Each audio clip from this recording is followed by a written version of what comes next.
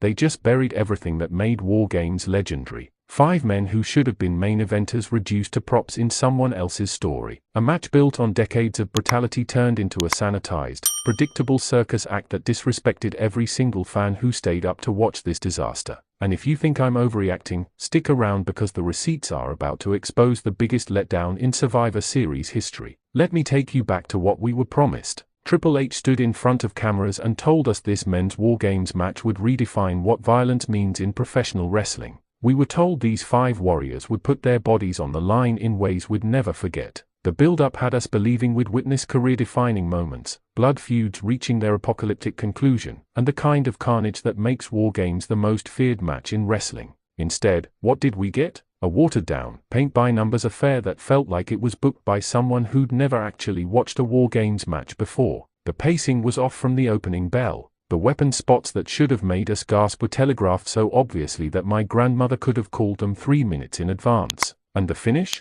Don't even get me started on the catastrophic ending that undermined everything the match tried to build. Here's what really grinds my gears. Centimeter Punk walked into this match with the kind of momentum that could have carried an entire WrestleMania. The man had the crowd in the palm of his hand, the storytelling was pitch perfect, and all WWE had to do was let him unleash the chaos we know he's capable of delivering. But no, they handcuffed him with a booking decision so baffling that I'm convinced someone in the back actively wanted to sabotage this match. And Drew McIntyre? This man has been criminally underutilized for years. He's got the look, the intensity, the in-ring ability to be the company's top heel, and Wargames should have been his coronation. Instead, he was treated like a mid-card afterthought, given scraps of offense, and made to look weak in the moments that mattered most. The Scottish Warrior deserved better. The fans deserve better. Quick question for you in the comments, who do you think was hurt the most by this match's terrible booking? Drop your answer below and let's see if we're all thinking the same thing.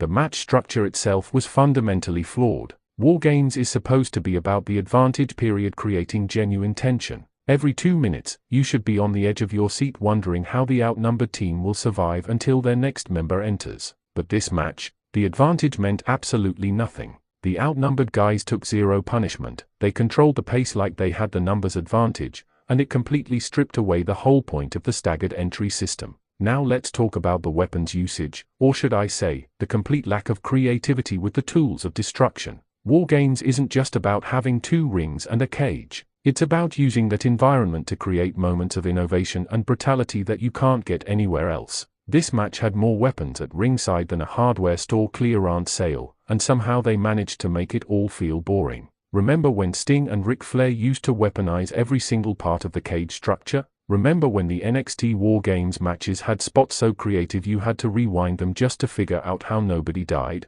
This match had none of that creativity. It was chair shot, table spot, rinse and repeat. No psychology behind the weapon usage, no building to bigger spots, just random violence with no purpose or escalation. Seth Rollins came into this match with a surgically repaired knee that the commentary team spent weeks telling us was a liability. This should have been the story of the match. His opponents should have been circling that knee like sharks smelling blood in the water. Instead, Seth was doing suicide dives and frog splashes like he was at 100%. What was the point of the injury angle if you're not going to pay it off? It's lazy storytelling that insults the intelligence of everyone watching. And can we address the elephant in the room? The table spots in this match were embarrassing. Tables are supposed to be the exclamation point on a sequence of violence, the moment where the crowd explodes because someone just went through furniture. But these table breaks looked so staged and choreographed that they removed all impact. When a table spot gets a lukewarm reaction in a Wargames match, you know something went horribly wrong.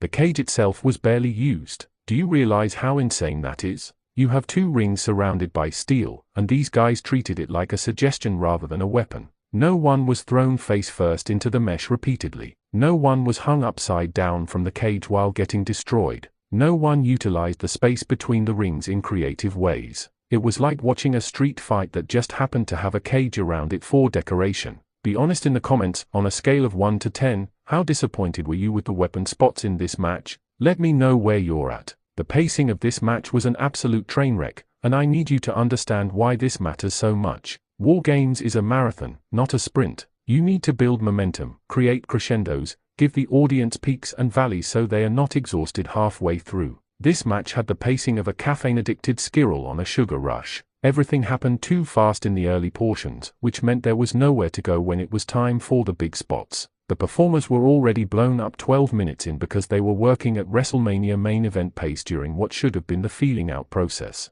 By the time we got to the actual climax, everyone looked gassed and the crowd was struggling to maintain their energy. Roman Reigns entered this match with the kind of star power that should have changed the entire complexion of the contest. The tribal chief should command attention the moment he steps through that door. Instead, his entrance felt flat, his offense looked pedestrian, and he was booked like just another guy in the match instead of the guy who should be carrying the narrative. Here's what really bothers me about Roman's involvement. For years, we've been told he's the head of the table, the final boss, the measuring stick for everyone else. But in this match, he wasn't protected, he wasn't dominant, and he wasn't given the moments that reinforce his top guy status. If you're going to put Roman in Wargames, you better make it matter, or don't waste his aura on a match that doesn't elevate it. The mid-match lulls were inexcusable. There were stretches where nothing of consequence was happening, just generic brawling with no story being told. In a match format specifically designed to have constant action and no downtime, how do you create segments where the crowd starts looking at their phones?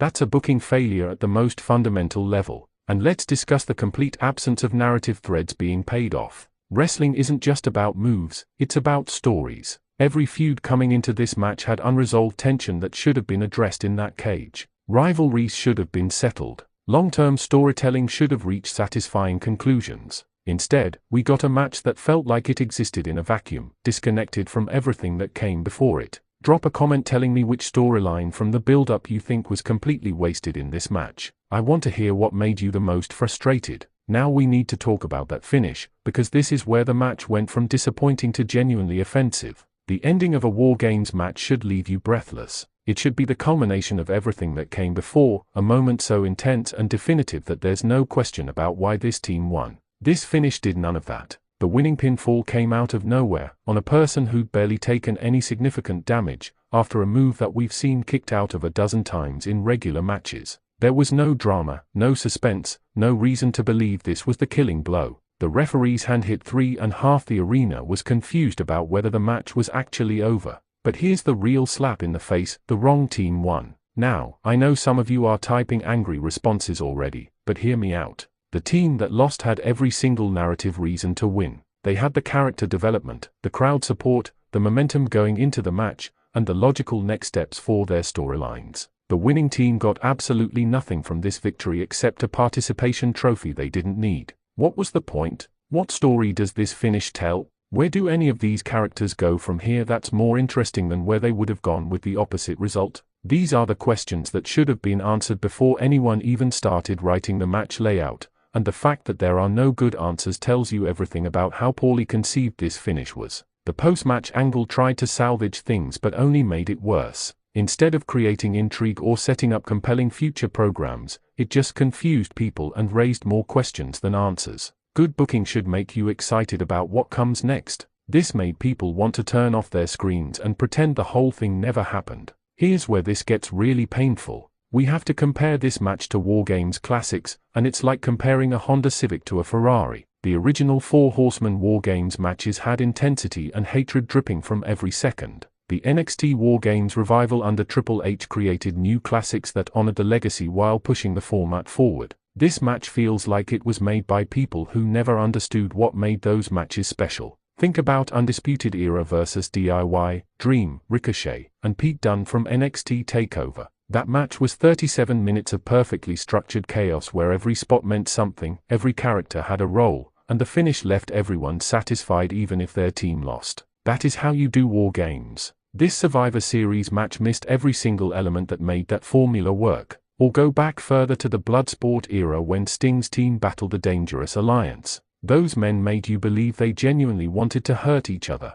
The cage wasn't just a stipulation, it was a necessity because these warriors couldn't be contained by normal rules. They used psychology, told stories with their body language, and created moments that fans still talk about decades later. This modern version felt sanitized and corporate, like it was designed by committee to hit certain marketing points rather than create an organic wrestling classic. Every decision felt calculated for the wrong reasons, prioritizing safe, predictable beats over the raw emotion and legitimate danger that makes Wargames unforgettable. The worst part is that WWE has shown they can do this correctly. The women's Wargames match at this same event was superior in almost every way. It had better pacing, more creative spots, clearer storytelling, and a finish that made sense. So we know the formula exists within the company. The men's match just completely dropped the ball in execution. In the comments, tell me what your favorite Wargames match of all time is and why this one doesn't measure up. Let's celebrate what this match format can be when it's done right. Let's be crystal clear about something: this is not a criticism of the performers. Every single man in this match is talented, dedicated, and capable of having a 5-star classic on any given night. The failure here is not on the wrestlers, it's on the agents, producers, and decision makers who put them in a position to fail. These performers deserved better material. They deserved a layout that showcased their strengths. They deserved a finish that meant something. Instead, they were handed a script that undermined their abilities and made them look worse than they actually are. That's a travesty when you're talking about main event level talent being wasted on poorly conceived booking. Jey Uso was lost in the shuffle of this match, barely getting significant time despite being one of the most over performers on the roster. His family dynamics with Roman should have been a major subplot, creating tension and drama throughout the contest. Instead, he was treated like interchangeable filler, robbing fans of the emotional payoff his character arc deserved. Sami Zayn continues to prove he's one of the best in-ring storytellers in wrestling, but even his brilliance couldn't overcome the structural problems with this match. He did everything in his power to create emotional moments and meaningful exchanges, but when the overall framework is broken, even exceptional individual performances can't save the final product. The reality is that this match will be forgotten in 6 months, and that's the saddest part of all. Wargames should create legendary moments that define careers and live forever in highlight packages. This match created nothing memorable, nothing that will be referenced years from now as a turning point for anyone involved. That's an opportunity completely squandered. So where does WWE go from here? How do they repair the damage done to the Wargames brand by this disappointing outing? The answer is simple: learn from these mistakes. Go back and study what made the classic matches work. Give your talent the freedom to create magic inside that cage. Stop playing it safe and start taking the risks that make professional wrestling unforgettable. The men's Wargames match at Survivor Series 2025 will go down as a missed opportunity of epic proportions. With the right performers, the right stories, and the right stage, this should have been an instant classic. Instead, it's a cautionary tale about what happens when you lose sight of what makes a stipulation special in the first place. But I want to hear from you. Am I being too harsh? Did you see something I missed that made this match work for you? Or are you just as frustrated as I am about what could have been? Drop your thoughts in the comments, hit that like button if you agree, and share this video with everyone who needs to understand why this match failed to deliver. And here's my final question for the comment section: if you could rebook this match from scratch with the same participants, what would you change to make it a classic? Give me your fantasy booking, because I guarantee most of you could have done better than what we got. This is Wrestling Zone 1, where we keep it real about what works and what doesn't in professional wrestling. If you're not subscribed yet, what are you waiting for? We've got more hard-hitting analysis coming your way, and you won't want to miss it. Until next time, stay passionate about this business, and never settle for mediocrity when you know these performers are capable of greatness.